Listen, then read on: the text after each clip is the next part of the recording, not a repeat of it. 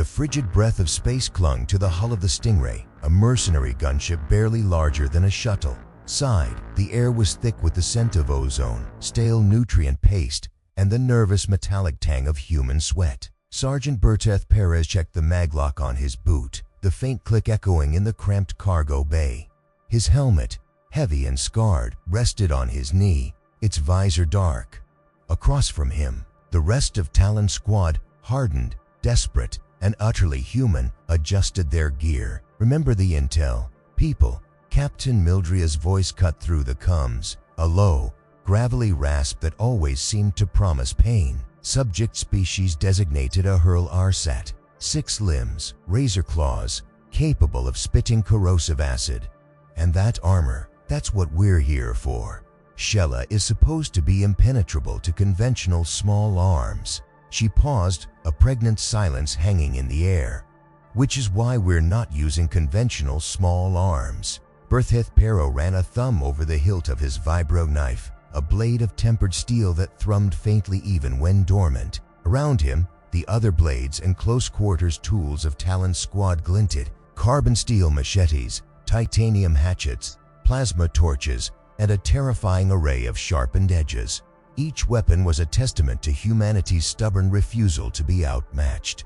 "No, Cap," chimed in Jimmy Fluill, the squad's youngest, his voice a surprising calm amidst the tension.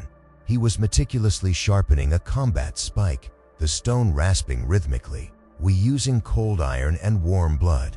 A grim chuckle, almost a cough, escaped Berteth Perra. Jimmy Fluill always had a way with words. The Stingray shuddered, then locked into position against the outer hull of the Hurl Arsat fortress. It's a monstrous, sprawling structure that resembled a colossal, dead insect clinging to a moonlit. Its surface was a mosaic of organic-looking plates, dark and unyielding. No visible windows, no obvious entry points. It was a tomb waiting to be opened. Breaching in 60, Mildria's voice announced. "Delth is primary. We get in, we disable the comms, we plant the charges on the core reactor, and we get out. No heroes, just efficiency. Remember who pays the bills." The ramp hissed down, revealing a narrow, pressurized corridor of enemy make. It smelled of ozone, something faintly musky, and a sharp, acrid chemical.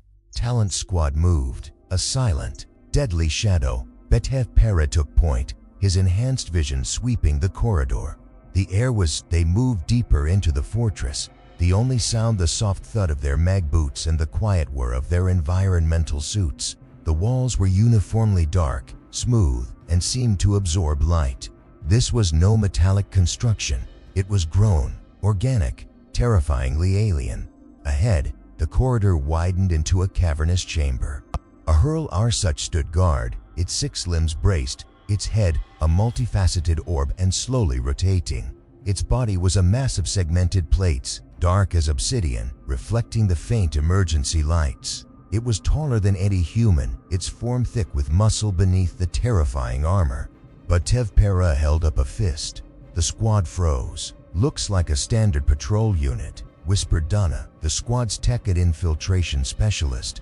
Her voice tight on the private comms. "Sensors show a thick chitinous shell. Standard rifle rounds would just ping off." "Agreed," Mildria replied. "Execute silent takedown. Perra, you're up." Berteth Perra nodded, his pulse a steady drum. He drew his vibro knife, the blade humming a low, hungry note. He moved, a ghost in the dim light, closing the distance with unnatural speed. The Hurl Arsat turned its head, its compound eyes catching a flicker of movement. It hissed, a sound like grinding stone. Before it could fully react, Berteth Perra was there. He brought the knife up, aiming for a seam between its shoulder plates, a junction where the chitin might be thinner. The blade struck with a sickening thud, sliding against the polished armor, sending a jolt up his arm. It bit, but not deep enough. The whole Arsat roared, a sound that vibrated through the very floor, and swiped a razor claw at him. Berteth Perra rolled, dodging the attack, the claw missing his helmet by inches, throwing sparks off the floor. "Damn it!" Jimmy Fluill cursed on the comms. "That armor is tougher than anything we've read." The hurl Arset lunged, its 6 limbs moving with terrifying speed. A HFY twisted, avoiding its grasp, the air thick with the smell of its musk. He saw the weak point then, not a seam, but the eyes. The compound eyes, though protected by a thin, clear membrane, were a vulnerability, and beneath the lowest set of eyes, a softer, pulsating membrane, likely a sensory organ. He feigned a lunge, drawing the hurl Arset forward, then dropped low, sliding under its main body. The alien hissed, trying to track him. As he emerged on the other side, he brought the vibro knife up in a blinding arc, aiming for the pulsating membrane. The blade sank in, not with a thud, but with a wet, squelching sound. The hurl Arset shrieked, a high-pitched, almost human-like wail of agony. It thrashed, its powerful limbs tearing at the air, its body convulsing. A spray of dark, viscous fluid erupted from the wound, but HFY yanked the knife free, turning to avoid the flailing limbs. The alien staggered, then crashed to the floor, its movement slowing, its many eyes dimming. Target neutralized, but HFY reported, his breathing a little heavier. New intel. Armor is near impenetrable, but the lower sensory membrane below the eyes is soft. Aim for that. Or the compound eyes, if you can get a clean shot. Confirm. Mildred's voice was sharp, efficient. Good work, Para. Talon, adapt. From now on, that's the kill zone. They pushed deeper. The fortress was a maze of these organic corridors, pulsating vents, and vast, dark chambers.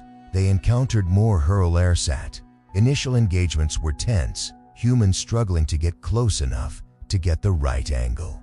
But with each kill, their movements became more fluid, their tactics more brutal, their efficiency home to a chilling edge. Jimmy Fluil, moving with a surprising agility for his frame, used a plasma torch to briefly superheat and hurl Arset's armored leg joint, causing the chitin to crack and fuse. As the alien staggered, he plunged his combat spike into its lower sensory membrane, the creature falling with a wet thump.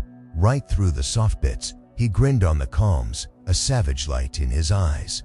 Like a hot knife through butter, once you find the butter.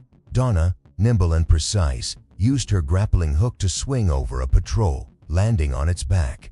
She then jammed her vibro knife into the gap where the head met the thorax, severing key nervous bundles. The hurl Arset went limp, collapsing instantly.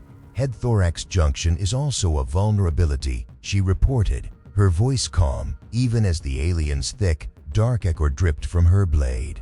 Though getting there is a hard challenge, but HFY and his heavy weapons specialist, Cross Grusson, moved like a well-oiled machine. Cross Grusson, a mountain of a man, used a combat shield to draw the attention of a hurl Arset, weathering its furious claw attacks. As the alien focused its aggression on the shield, HFY would dart in, plunge his knife into the sensory organ, and finish it. They were a whirlwind of cold iron and warm, alien blood. The initial fear gave way to a cold, predatory focus. The hurl Arset, so terrifying in their armor and size, became merely obstacles to be efficiently dismantled. The humans, physically weaker, slower in some respects, proved themselves brutally adaptable. They were not just fighting, they were learning, evolving, carving a path through the enemy's heart with sheer, relentless ingenuity. They reached the Khan's array, a pulsating, crystalline structure in a large, echoing chamber. More hurl Arset guarded it, a squad of 6, larger and more aggressive than the patrols they had encountered so far. They hissed, their razor claws extended, acid dripping from their mandibles. Looks like a welcoming committee, Mild Rear observed, her voice tight. Pura, Grusson, draw their fire. Fluil, Donna, flanking maneuver on the left. The rest of you, cover fire. Take out that comms array, Donna. The chamber erupted into a symphony of controlled chaos. Cross Grusson roared, charging forward, shield up, drawing 3 of the hurl Arset towards him. Their claws scraped against his shield, sending sparks flying, the impact rocking his massive frame. Acid spat from their mouths, sizzling on the reinforced plasteel. But HFY darted in, a blur of motion, targeting the lead hurl R site, engaging cross-Grusson. He plunged his knife into the pulsing membrane, twisting. The alien roared, thrashing, buying cross-Grusson crucial seconds. Jimmy Fluel and Donna moved like rays, scaling the organic walls, their mag boots gripping the uneven surface. They swung wide, getting behind the remaining hurl airsat. Jimmy Fluel let out a guttural yell, drawing the attention of one. As it turned its multifaceted head, Donna dropped from the ceiling, plunging her vibro knife directly into its head-thorax junction. The alien folded. The battle was close quarters, brutal. The metallic clang of cold iron against chitin, the wet thud of blades finding purchase in soft flesh, the guttural roars of dying aliens. Humans, outmatched in raw strength and natural armor, were turning the tables with sheer, focused aggression. They moved, they dodged, they ducked, they lunged. They bled, but they made the enemy bleed more. But F. Petra, his face grim under the visor, pulled his knife free from another hurl Arset's eye. Dark fluid coated his armor, hot and viscous. His breathing was ragged, but his movements were still precise, deadly. He felt the pure, unadulterated grit of humanity coursing through him, the stubborn refusal to fall, the primal drive to conquer. Donna reached the Khan's array, pulling a compact cutting tool from her belt. The crystalline structure hummed with energy. With a practiced hand, she severed critical conduits. The hum died. The array went dark. "Comms offline," Donna reported, her voice calm amidst the fading sounds of battle. "No reinforcements coming." "Excellent work, Talon." Mildria's voice was laced with satisfaction. "Now, react to core." Double time. They pressed on, the silence of their infiltration now replaced by a trail of dark, alien blood and fallen hurl Arset. They were no longer ghosts. They were a storm, a hurricane of human fury. Each corridor they cleared, each chamber they breached, reinforced their terrible efficiency.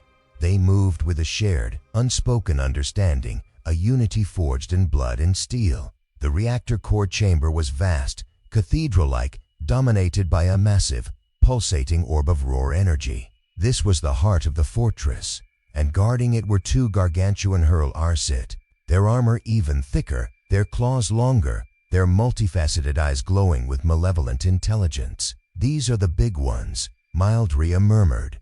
"Alpha units. They're tougher." "Tougher doesn't mean impenetrable," Cap, Cross-Grusson growled, adjusting his shield. "Just means we hit them harder." The Alpha units charged, their speed astonishing for their size. The floor vibrated with their approach. They were living tanks, designed to crush and rend. But F. Petra met the first one head-on, not trying to fight it directly, but to distract. He danced around its massive frame, baiting its attacks, drawing its focus. Cross-Grusson moved to engage the second, his shield taking the brunt of its initial, furious assault. "Fluel, Donna, find a way to get to the core itself," Mildria barked. "The rest of you, keep them busy." Jimmy Fluel and Donna broke from the main engagement, heading for the central platform where the pulsating core rested. They moved low, using the scattered hurl Arset corpses for cover.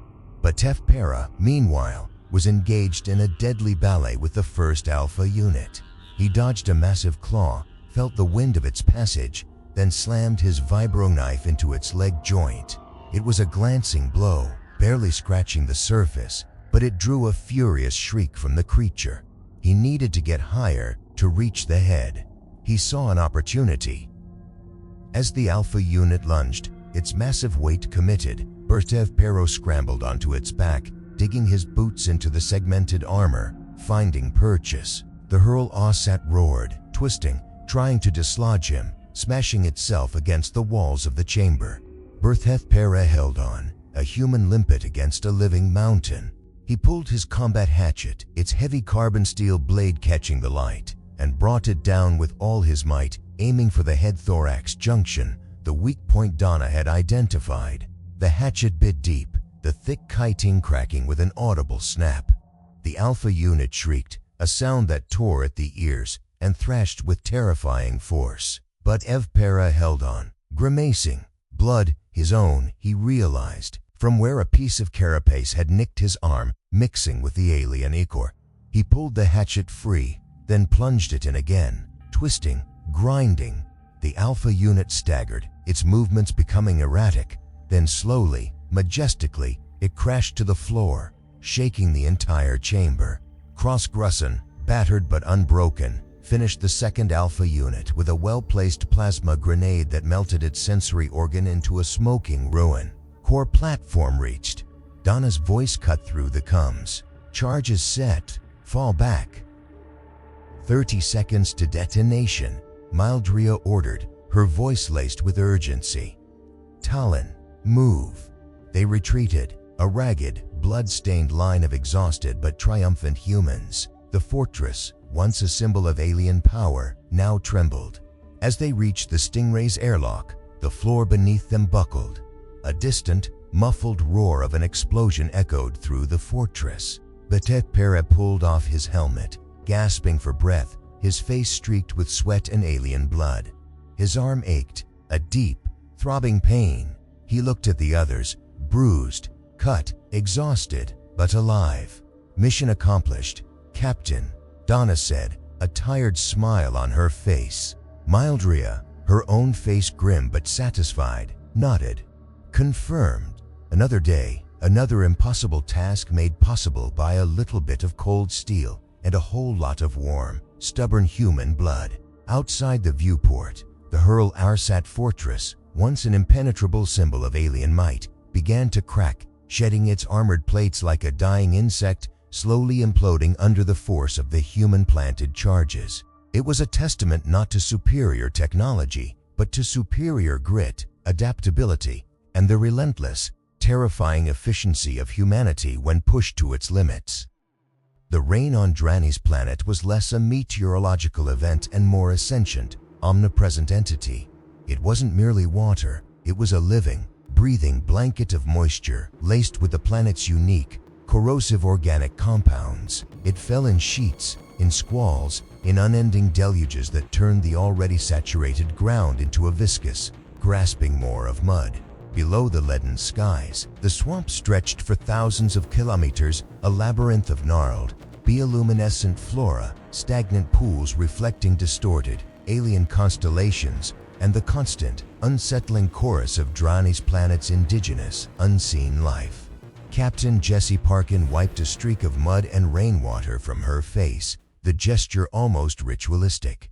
Her combat fatigues, once a crisp olive drab, were now a uniform brown, plastered to her body by the ceaseless damp.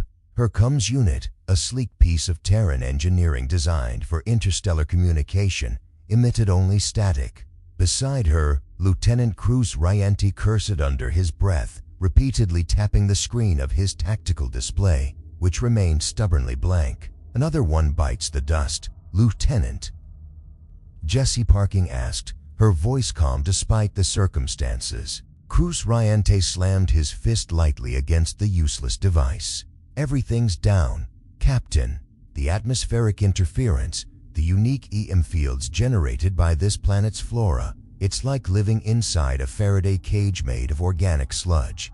Our long-range comms, targeting systems, active sensors, all slag. He looked out at the impenetrable wall of phosphorescent ferns. Even the laser sights on our rifles are flickering. This was Operation Mudfire, and it was quickly becoming humanity's most miserable war. Their enemy, the Triali, were a species of highly advanced crystalline beings, their bodies shimmering with internal light, their technology leagues beyond anything humanity possessed. On any other battlefield, humanity would have been outmatched, obliterated. But Drini's planet was no ordinary battlefield. How were the Triali doing? Jessie Parkin asked, her gaze sweeping the sodden landscape, listening to the incessant drip and gurgle of the swamp. Worse than us, surprisingly, Cruz Riante grunted, a flicker of grim satisfaction in his eyes. Their energy weapons are shorting out. Their hover tanks are getting bogged down in the deep mud. And their personal energy shields are draining power so fast they're effectively useless. They can't adapt to the wet-dropped, the pervasive damp, the corrosive compounds affecting their crystalline structures. That was humanity's only advantage. their sheer, unyielding, biological adaptability. Humanity had evolved on a world of weather extremes, of mud and rain and cold. Their bodies were squishy, but durable. Their technology might fail, but their minds, fueled by desperation, found a way. "All right, people." Jesse Parking's voice, though not loud, carried through the immediate vicinity. "Comes are dead. We fall back on basics. Scout teams report any sign of movement. No unnecessary energy use. Rifles on manual. Knives sharpened. We use the swamp against them. Think primitive. Think utterly savage." The squad, 20 hardened combat veterans, nodded. They understood. This wasn't about superior firepower. It was about superior will. Their first real encounter came 2 days later, deep in a sector known for its floating islands of dense, carnivorous moss. The Trioli, shimmering like predatory jewels in the perpetual twilight, were attempting to set up a forward observation post. Their crystalline forms, typically elegant and precise, were now dulled by mud and algae, their movements hesitant as they struggled against the sucking earth.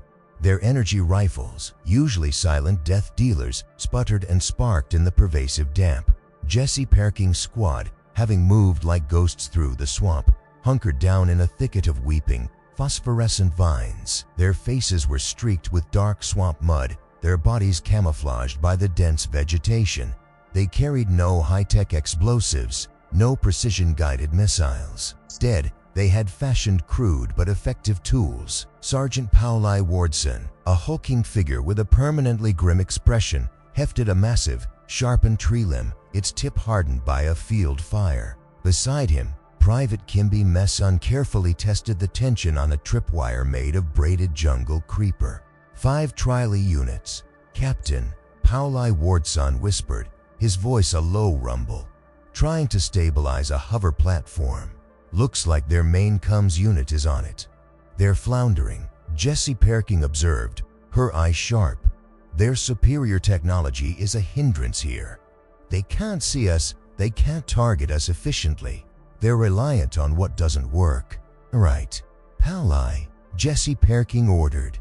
"Take out that comms platform with your persuader. Kimby, your tripwires. We're going for maximum confusion, minimum direct engagement." Pauli Wardson moved first, a silent, mud-caked apparition. He emerged from the vines, his massive form barely visible against the twilight. The Trioli, their multifaceted eyes scanning the wrong frequency, saw nothing. With a guttural roar that ripped through the swamp silence, Pauli Wardson brought the sharpened tree limb down with astonishing force, smashing the hover platform. It exploded in a shower of sparks and broken crystalline shards, the comms unit going silent. The Trioli spun, their energy rifles sputtering. They saw Pauli Wardson, a monstrous, mud-covered human, a primal force. Before they could focus, Kimby's tripwires activated. 2 Trioli stumbled, their elegant forms tangling in the vines, sending them face-first into the corrosive mud. Their pristine bodies began to sizzle. The remaining 3 Trioli tried to fire, but their weapons, already compromised by the humidity, shorted out completely. Jesse Parking's squad burst from the vegetation, not with a hail of bullets, but with a terrifying, coordinated savagery. They carried knives, sharpened sticks, and even rocks.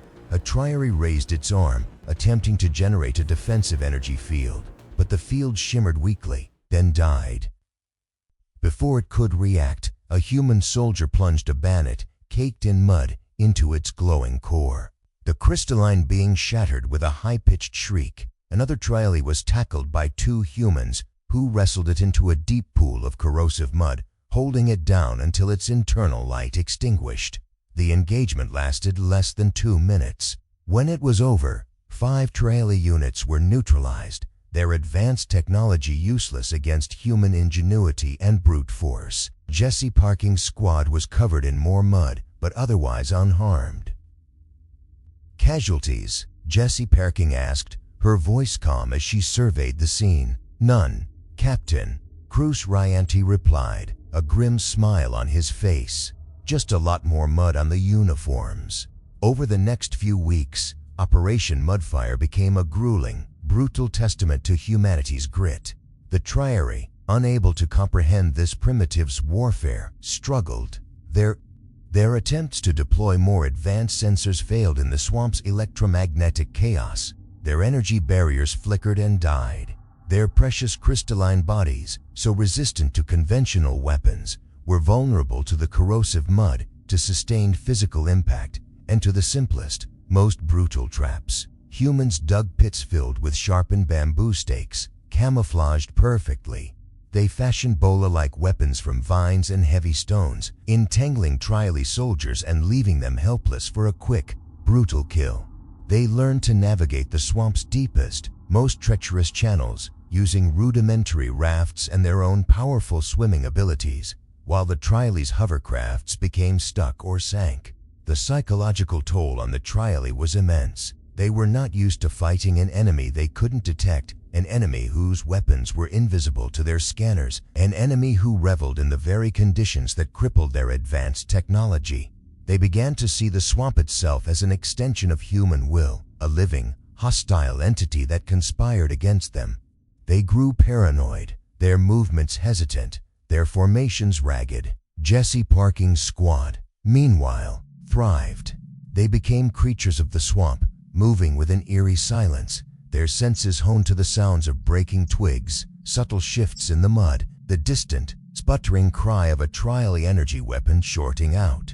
They ate nutrient paste, supplemented by the occasional swamp-dwelling fauna they managed to hunt. They slept in crude shelters woven from vines and leaves. They embraced the mud, the rain, the cold, finding a savage pride in their ability to survive and dominate in such a hostile environment. Their final objective was the main Triary comms relay, a towering spire of shimmering crystal that pierced the swamp's canopy, desperately trying to send a signal through the planet's interference. Its presence meant the Triary still held a sliver of hope, a connection to their distant fleets. Jesse Parkin intended to sever it permanently. Tel suggests their remaining forces are concentrated around that spire, Cruz Ryanti reported, pointing to a crude map they'd drawn on a wet leaf. They've got heavy defenses, even for this planet, still using energy barriers, but they're weak and intermittent. Good, Jesse Parkin said, her eyes glinting. Means they're desperate. The assault on the spire was an orchestrated symphony of brutal, primitive ingenuity.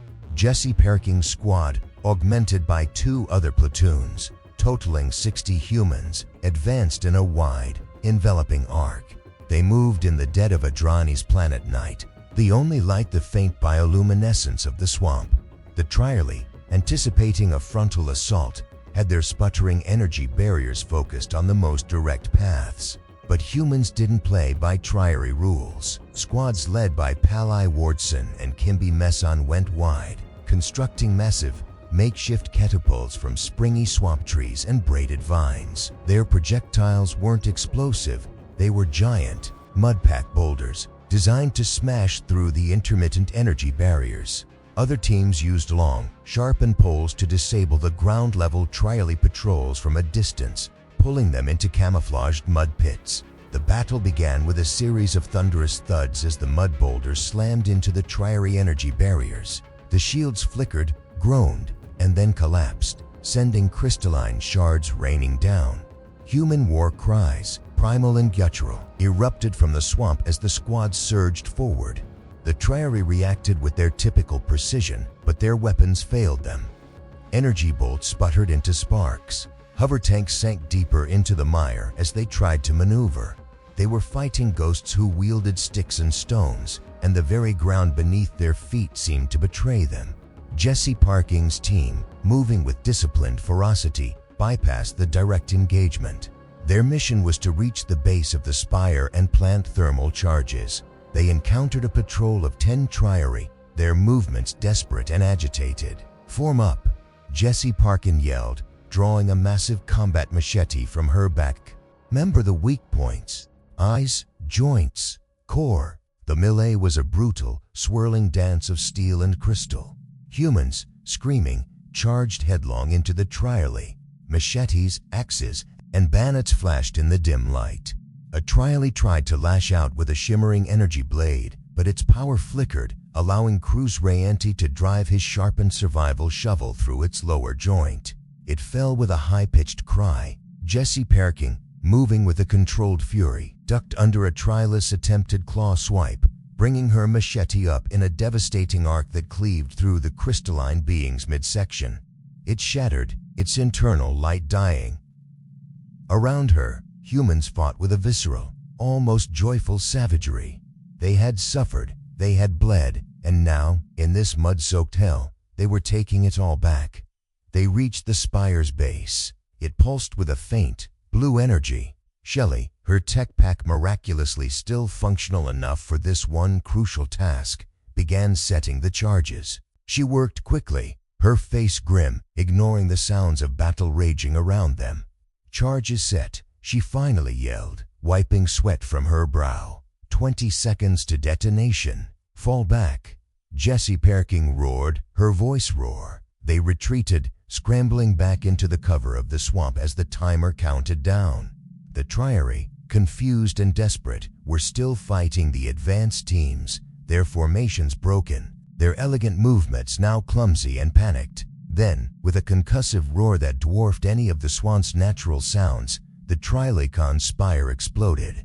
A pillar of fire and shattered crystal erupted into the leaden sky, briefly illuminating the entire swamp. The ground trembled violently, sending tremors through the water and mud. Jessie Parkin watched the destruction, her chest heaving.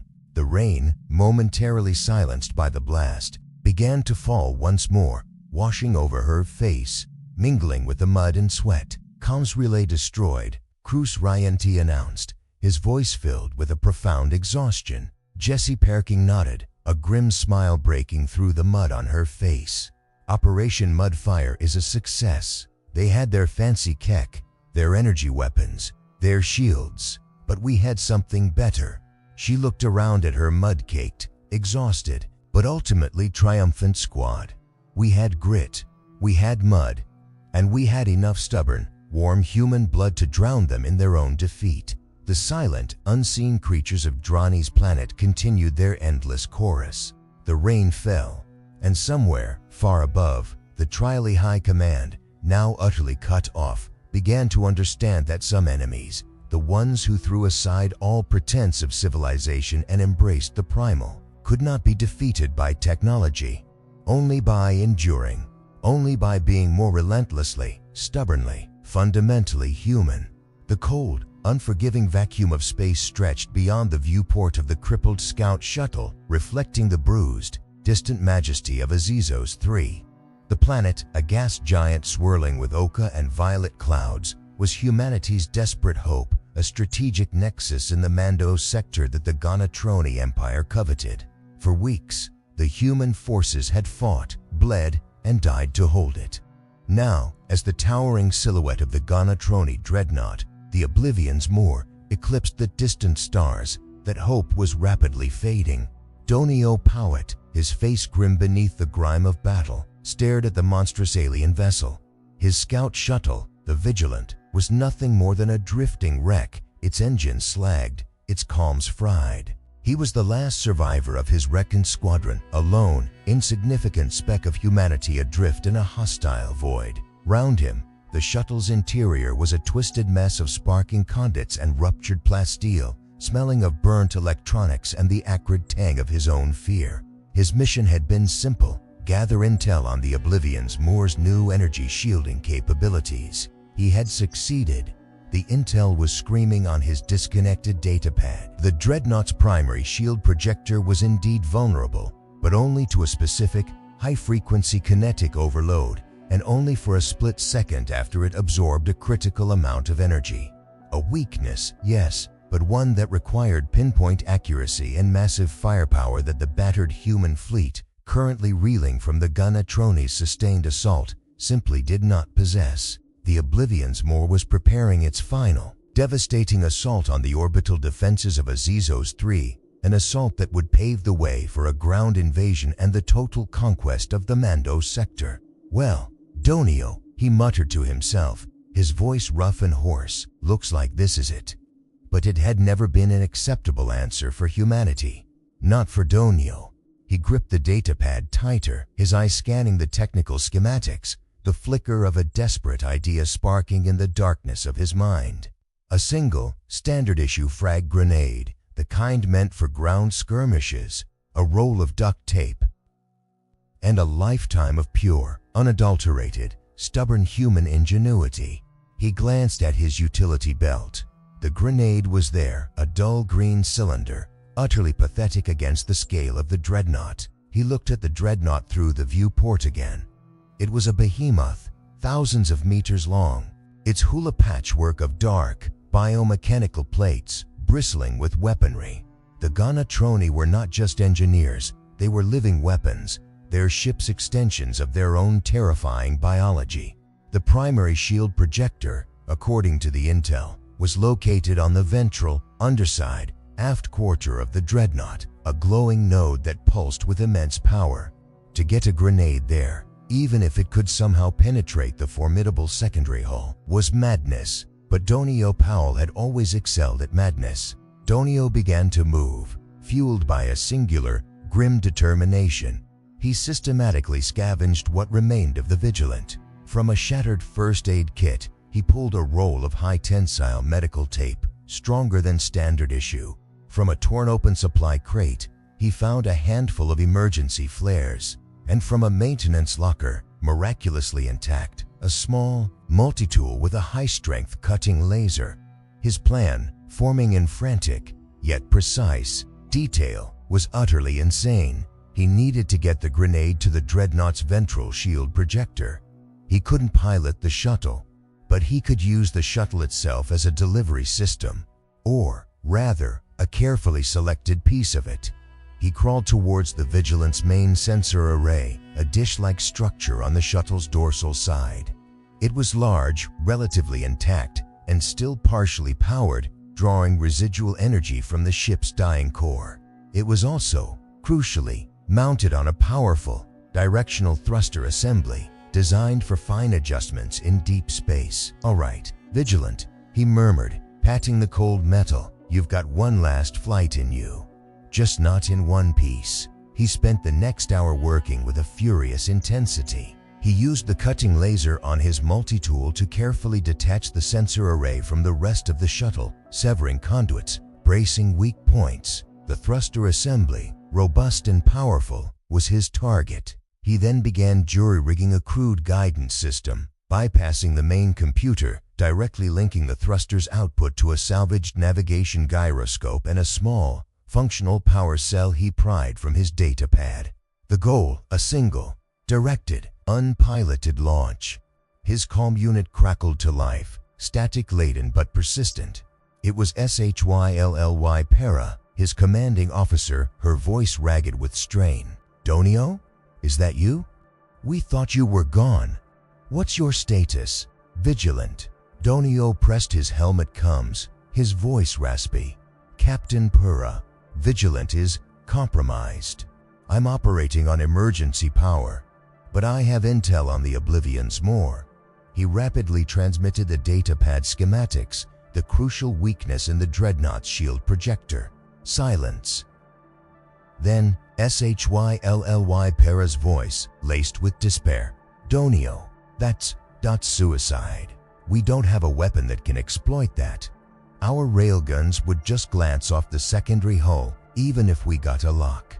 "I know, Cap," Donio replied, securing the frag grenade to the front of the sensor array assembly with liberal amounts of medical tape and strips of his own torn flight suit, reinforcing it with more duct tape from a utility pouch. He made sure the grenade's pin was accessible. But what if the weapon is already inside? Another pause, longer this time. "What are you doing, Donio?" Para's voice was tight, a desperate plea in its tone. "I'm going to give their shield projector a very personal, very explosive greeting," Donio stated, his gaze fixed on the... He knew what he was asking. "I've rigged the sensor array thruster. It's stable for a single, powerful burst. I'm going to aim it for that ventral node. The grenade will be the kinetic overload, Captain." He could almost hear SHYLLY Para's sharp intake of breath, her mind racing, calculating the impossible odds. "Donio, you can't be serious. A grenade against a dreadnought? And how will you even get the thing close enough? It has internal defenses, point defense lasers." "That's where the second part of the plan comes in," Donio said, attaching several emergency flares around the grenade, facing outwards. He wired them to a simple proximity sensor. They'll think it's a damaged fighter, and they'll deploy close-range point defense. The flares will blind their targeting systems for a fraction of a second, just enough for the grenade to get through the secondary shield and make contact. He pulled the grenade's pin, holding the lever down firmly with a specially designed clamp from his multi-tool, secured with more tape. The internal timer began. He had seconds. No, minutes. He wasn't going to launch it with the pin pulled. He was going to use the impact to trigger it, after a slight delay he could set. "Donio, no." Para's voice was sharp with command, edged with adorning horror. "That's a direct suicide run. Even if you survive the launch, the proximity to the dreadnought's active defenses, your shuttle's already a sitting duck." "I'm not going with it, Cap," Donio said, his gaze fixed on the dark, menacing hull. "I'm launching it like a guided missile." He was going to have to make the final trajectory adjustment himself, from outside the relative safety of the shuttle. Donio made his way to the airlock, grabbing a reinforced tether line and a portable propulsion unit. He suited up in his battered EVA gear, the suit light indicating rapidly depleting oxygen and power reserves. He was running on fumes, pure adrenaline, and an absolute refusal to let Azizos 3 fall. "I'm going to manually adjust the final trajectory from outside," he explained to Para, his voice calm, steady, like a man discussing mundane repairs. "The thruster needs a final calibration that my rigged system can't quite manage. I'll tether myself to the shuttle, launch the payload, and then I'll try to find some cover, or just watch the fireworks." He knew he wouldn't find cover. "Donio, you are ordered to stand down." Para's voice was laced with an impossible command. "That is an unacceptable risk. We need every pilot, every soldier we have."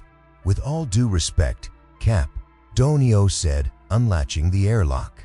The outer hatch hissed open, revealing the terrifying, star-dusted void. "Without this, you won't have a fleet to need. This is for Aziz's 3.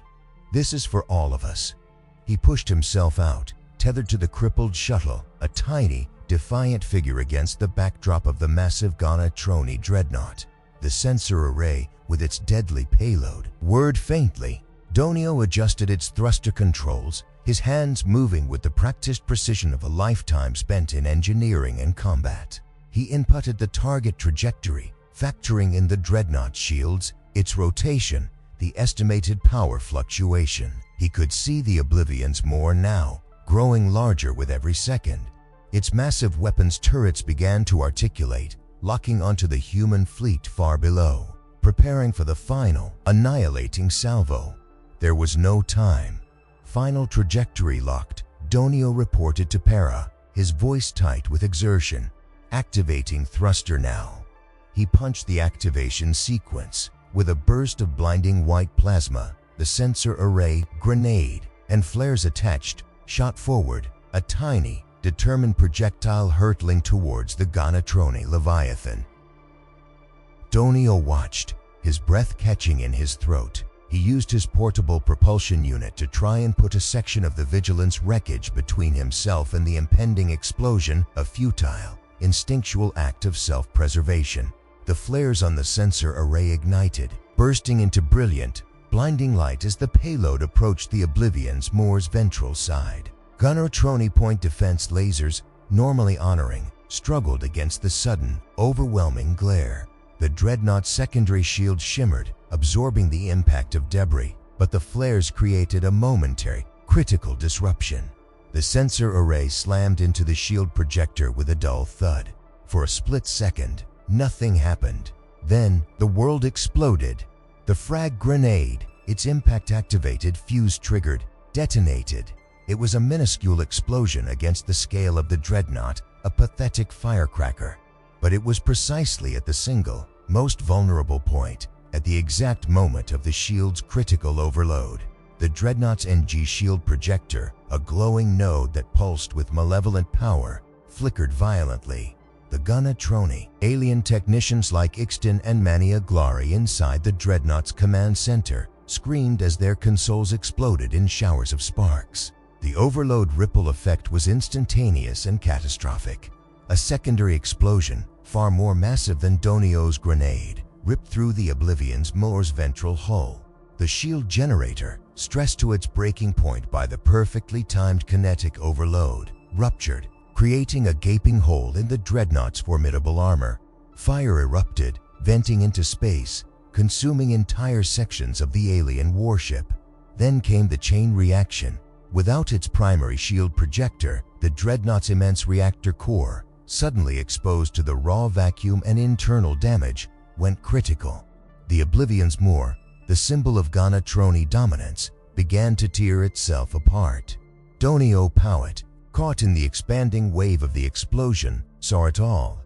The Dreadnought, a vessel of terror, blossoming into a star of destruction. His last thought was a grim, satisfied smile.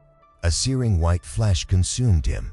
Miles away, the human fleet, battered and on the verge of total annihilation, watched in stunned silence. The Oblivion's Moor, once an unmovable mountain of alien power, was now a rapidly expanding cloud of burning debris and fractured biomechanical plates. It had not been a grand, coordinated assault. It had been a single, impossible act of defiance. Donio, report. SHYLLY Para's voice, now raw with grief and awe, crackled over the emergency comms. Nothing. Only static, now mingled with the triumphant, yet mournful, silence of an impossible victory. Jula Ryanti, a fellow scout pilot, watched the Dreadnought's demise, tears streaming down her face, indistinguishable from the sweat that plastered her hair to her temples. Maria Mel, a Marine veteran, slowly lowered her plasma rifle, her hand trembling. They had been spared. Azizos 3 was saved. The report, when it finally reached high command, was as succinct as it was devastating to the Ganatroni. It spoke of the Oblivion's moon being completely destroyed, its command crew, including commanders like Romy and Odin, vaporized. The cause, a critical shield failure followed by reactor breach.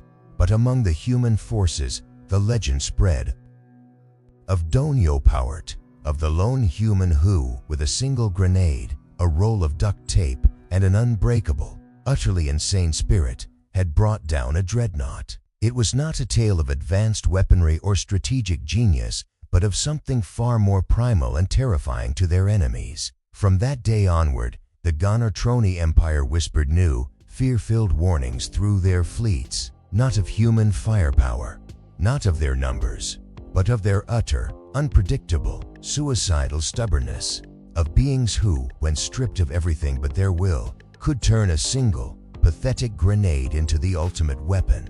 Beware the humans, they warned, for they will always find a way to make you bleed, even when they are bleeding themselves. And sometimes, they will even laugh while doing it.